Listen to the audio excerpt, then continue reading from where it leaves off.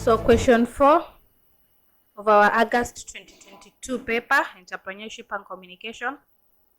We have several sub-questions here.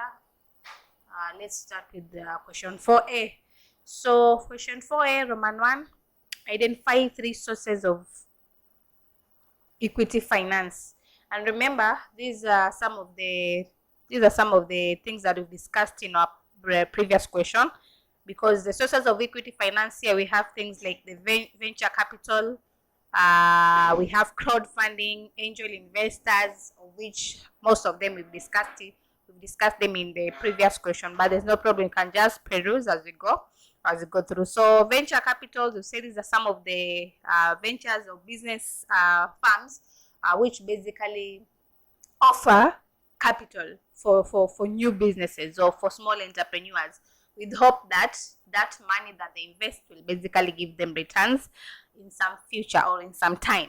And then we have crowdfunding, and we said that crowdfunding is whereby a number of people come together to invest in the businesses according to what everyone can afford. 50,000, 100,000, 80,000, depending on who to have. So they invest in the business in small amounts depending on what they can afford. And then also have angel investors. And we said angel investors, these are wealthy individuals who have been in the industry, who've been in the entrepreneurship field for so long. They've invested a lot, so they have a lot of money. They're very wealthy in short. And so they are people who are always willing and ready to help startups, so new businesses or new ventures. So they give you the capital. They also mentor you in terms of imparting more knowledge and skills on how entrepreneurship activities are done and so on. So they also can offer, or they can also be the source of equity finance. And then corporate investors, whereby we say these are large companies also, which can also invest in startups. And then initial public offering, whereby these are funds which are raised from the public. So they say companies that are more well established can raise funds with initial public offering. The IPO allows companies to raise funds by offering its shares to the public for trading in capital markets. So this can also be a source of equity finance. And then we have question 4A, Roman 2, which is looking for 4 reasons that could make a startup entrepreneur prefer equity financing over debt financing.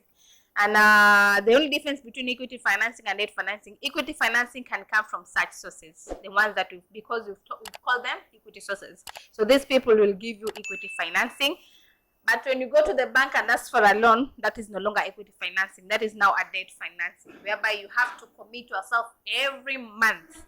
You pay the loan plus the interest, and then things go on that way. So what do you think are some of the reasons that could make an entrepreneur run away from debt financing and basically concentrate with equity financing? There are so many advantages with equity financing, because you are not harassed, or you don't have like a strange schedule whereby you have to, a strict schedule whereby you have to pay that money every month. It's not, unless the business has basically established, and then that is when maybe you can agree with these sources on how to pay, or maybe some of them will own a certain share which will be belonging to them and so on. So it's more comfortable with equity financing than with debt financing, because assume you've taken this loan and the business basically has not yet given you any returns. How are you going to pay this loan? So that is where now much problems or much challenges come in. But when you opt for equity financing, it can be a bit flexible and convenient for you in times where the business has not yet picked so well. So some of the reasons as to why entrepreneurs will go for equity financing over debt financing is because equity financing has a less burden. You don't have to be pushed every month to pay interest, to pay loan. You just plan yourself in a way that it will be so flexible and convenient for you, and do that payment, whether it's just a certain share or whatever it is. And then when you have credit issues, you cannot go for debt financing, because most of the time when you go for a loan in the bank, they'll have to check your credit history. They have to visit the different CRB centers and see whether you have a bad record with certain loans, or how you pay your loans and so on and so forth, of which that is not the case when it comes to equity financing. And then also you learn and gain from partners, because remember, these are equity financing sources. Most of them, they give you the money, but they can also act as your mentors. Remember, I was giving like an example of the business business angels. They give you the capital to go to start up or to establish your business, but at the same time they can also mentor you in the process. So it can also be a reason as to why people could go for equity financing, because they learn at the same time, they get the capital, and also they learn at the same time. And then it's also less risky. With equity financing, there are less risks involved with it.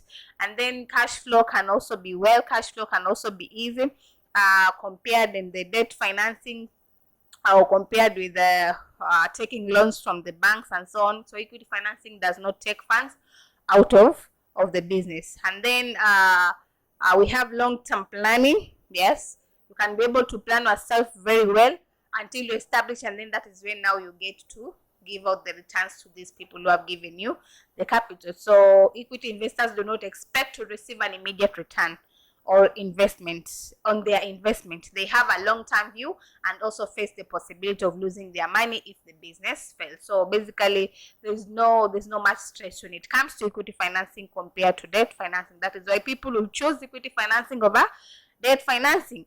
And then we have number 4B.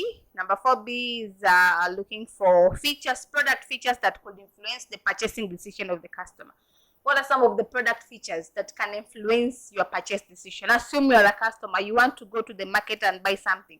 So you've gone there to the market, but now you've seen the product, but you say, no, I won't buy this product. What are some of the product features that could make you change your decision, that could affect your purchasing decision? Number 1, product price.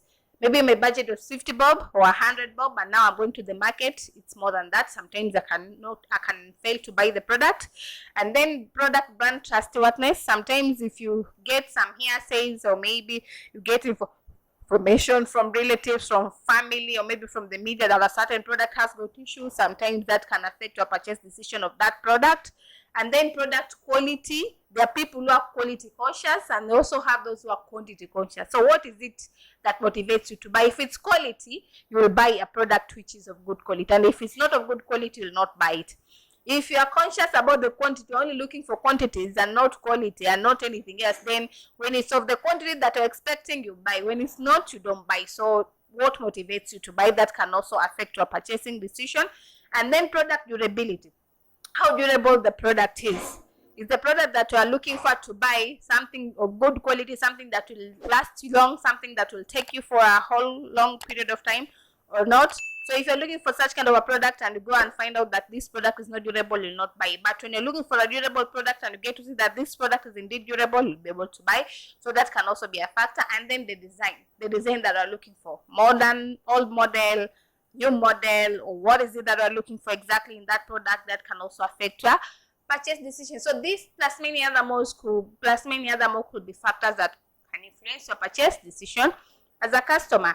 And then we go to number 4C, which we have 3 challenges of writing a business plan. What are some of the challenges you go through when you are about to start writing a business plan?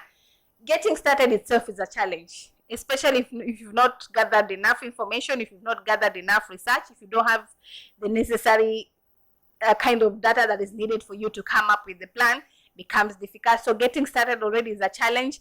And then also identifying the cash flows and financial projections, those can also be challenges. It's not unless you're a kind of a person who understands how the industry looks like, and basically all these things that can matter in terms of how the financial projections could be and so on. But if you don't have a good clue about it, then becomes a challenge.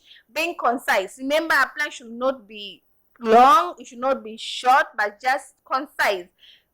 Only include the information that is just relevant. Whatever is not relevant, leave it out, and make it convincing. So keeping it very short and sweet, that can also be a challenge. Making it interesting. Remember, nobody will be able to buy your plan if it's not convincing. People will be able to invest in your plan if it will be convincing. But if it is not, then there's no way they'll be able to think even about your idea. So make it interesting. And also establishing workable goals when coming up with the plan or writing a business plan can also be a challenge. So there can be so many challenges. The question was only looking for 3 challenges. Just discuss 5, and maybe the list can be endless. So that is it all about our number 4. Thank you. See you in our next question, which will be number 5.